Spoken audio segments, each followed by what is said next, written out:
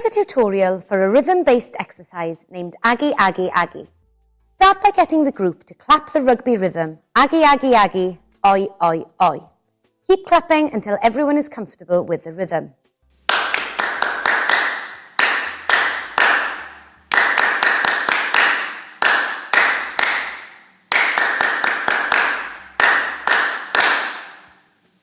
Next, split the group to create two smaller groups, Group A and Group B.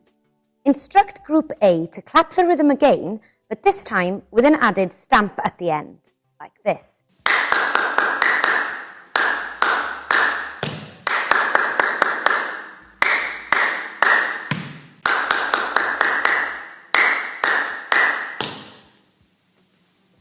Next, instruct Group B that when they clap the rhythm, they will add two stamps at the end.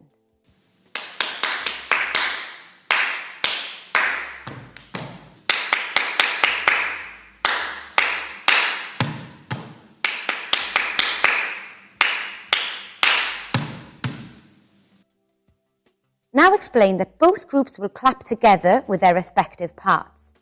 The aim is to start together and hopefully after 10 cycles, finish together.